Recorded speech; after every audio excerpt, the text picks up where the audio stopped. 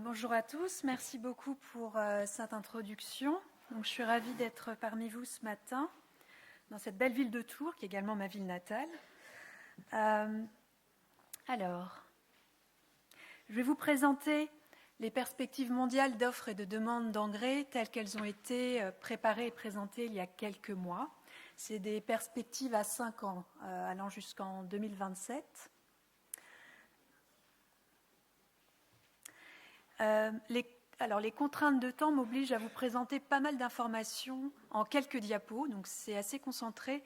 Donc n'hésitez pas si par la suite vous avez besoin d'informations complémentaires, de clarifications ou si vous voulez creuser un sujet. Par ailleurs, mes diapos sont en anglais, mais je pense que vous n'aurez pas de souci pour comprendre. Donc on a traversé et on continue à traverser une période assez mouvementée au niveau du marché des engrais. Et je vais revenir un petit peu en arrière pour vous permettre de comprendre dans quel contexte on a préparé ces prévisions à moyen terme.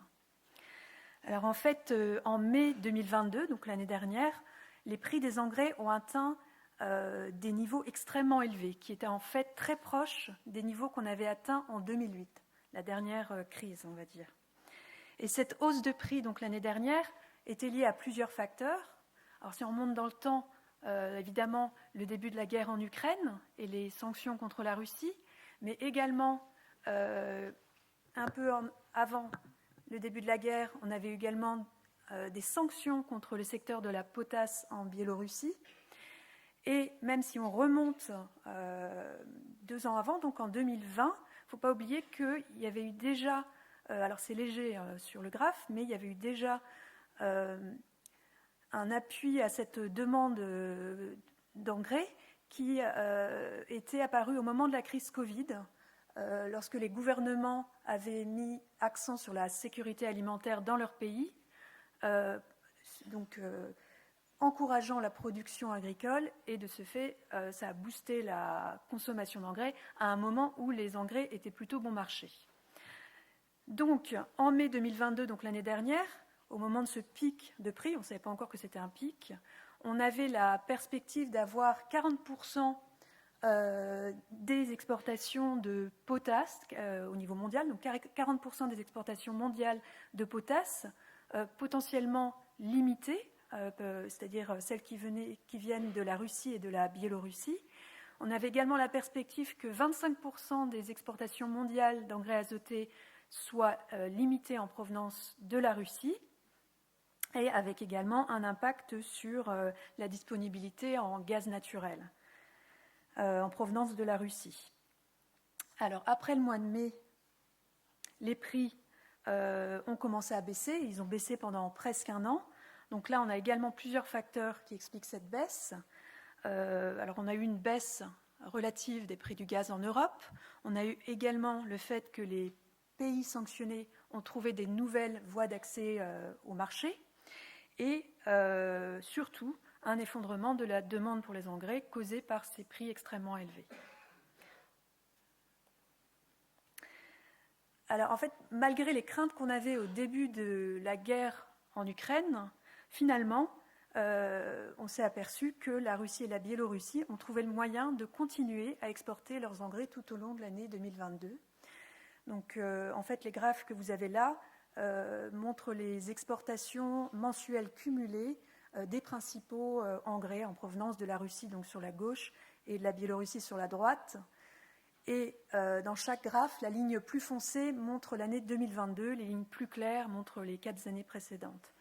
Donc on voit que pour la Russie, les exportations d'urée et de MAP et de DAP, finalement, au cours de l'année 2022, ont été soit similaires, soit même légèrement supérieures aux années précédentes. Alors par contre, pour les exportations de chlorure de potassium, on voit qu'il y a eu quand même une baisse à partir du milieu de l'année 2022. Et pour ce qui concerne la Biélorussie, par contre, là, on voit une vraie baisse des exportations de MOP, qui est son principal engrais d'exportation, oui, c'est pratiquement son seul, à partir du début mi-année 2022. Et au final, la Biélorussie, les exportations de la Biélorussie ont presque été divisées par 3 en 2022. Mais faut quand même remarquer que là, ils ont continué à exporter, ces deux pays. Alors pourquoi c'est principalement en réacheminant leurs exportations. Donc pour la Russie a exporté vers des pays qui étaient moins préoccupés par les risques de sanctions. On peut citer notamment l'Inde et le Brésil. Et par ailleurs, la Russie a complètement pivoté ses exportations depuis les ports de la mer Noire vers les ports de la mer Baltique. Et également un petit peu vers l'Est, vers la Chine, en utilisant les voies ferroviaires. Alors, pour la Biélorussie, elle a également réacheminé ses exportations de MOP, mais avec moins de succès que la Russie. Alors, il y a deux raisons pour cela. D'une part, les sanctions contre la Biélorussie atteignaient spécifiquement tout le secteur de la potasse et non pas des individus. Et par ailleurs, la Biélorussie est un pays qui est enclavé. Donc en fait, avant ces sanctions, la Biélorussie exportait via la Lituanie vers la mer Baltique, mais ce n'était plus possible.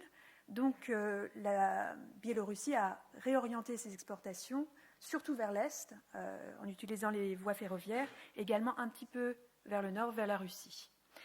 Donc il faut également savoir que la tendance à la baisse des exportations de MOP sur l'année 2022 a quand même été aussi pas mal liée à l'effondrement de la demande pour ce produit, qui est effectivement beaucoup plus élastique au prix que les engrais azotés, par exemple.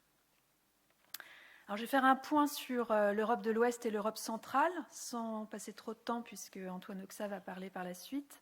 Alors, mais c'est une région en fait qui est clé au niveau mondial pour le marché des engrais azotés, parce qu'elle produit au coût marginal. Et cette région a subi de plein fouet l'augmentation des prix du gaz naturel, qui est illustrée par le graphe à gauche. Et cette augmentation des prix du gaz naturel a provoqué des baisses de production des engrais azotés en Europe de l'Ouest et du Centre. Donc depuis, les prix ont baissé, là, depuis le troisième trimestre 2022, car la région a réussi à se constituer des stocks. Mais par ailleurs, comme les prix des engrais azotés ont baissé, ça a rendu la production d'engrais azotés non rentable pour pas mal d'usines.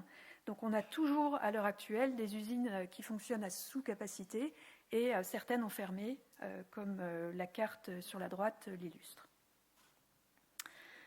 Alors, globalement, donc, sur l'année 2022, si on regarde la production mondiale des principaux engrais, on voit que la situation était moins pire que vraiment, ça ne s'est pas si mal passé finalement, en tout cas pour ce qui concerne l'azote et le phosphore.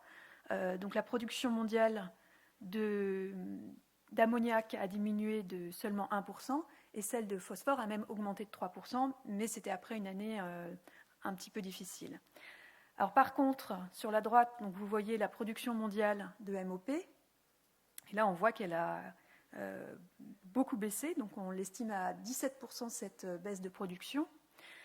Alors cette baisse de production est arrivée après 2 années records, donc si on la compare par rapport à 2019, on est sur une baisse de production de 9%, mais ça reste une baisse importante. Alors, oui, vous voyez à peu près le titre. Maintenant, je vais me tourner vers l'autre composante du marché des engrais, la demande. Alors, comme je l'ai dit plus tôt, on a eu une forte augmentation du prix des engrais entre la mi-2021 et la mi-2022. En même moment, on a eu une augmentation du prix des cultures agricoles, mais elle n'a pas été aussi importante. Ce qui veut dire que le coût des engrais par rapport au prix des cultures agricoles, ce coût relatif a augmenté. Alors ici, on l'exprime par le ratio entre le prix des engrais et le prix des cultures agricoles. Et donc, ce ratio a bondi entre la mi-2021 et la mi-2022, ce qui a pénalisé les revenus des agriculteurs. Alors, les revenus réels ou les revenus attendus, ce qui, bien sûr, a ensuite influencé leurs décisions en termes de fertilisation. Et ce qu'on a vu, c'est que pas mal de pays ont diminué leur usage d'engrais entre 2020 et 2022. En termes absolus, ce sont la Chine, l'Inde et l'Ukraine qui ont subi les plus fortes baisses au niveau quantitatif. Et en termes relatifs, l'Ukraine donc, a réduit son utilisation d'engrais de 2 tiers, Et on a également vu des baisses de consommation d'engrais. Donc ça, c'est illustré sur la carte, tout ce qui est la baisse relative d'utilisation d'engrais. On l'a vu dans pas mal de pays, donc c'est tous les pays qui sont foncés, là un peu orange, en Europe de l'Ouest, en Amérique du Sud, en Asie de l'Est, en Turquie, non seulement à cause de l'augmentation du prix des engrais, mais il y avait également d'autres facteurs, évidemment la guerre en Ukraine, des facteurs climatiques, l'inflation qui a rendu l'augmentation des prix des engrais encore pire, etc.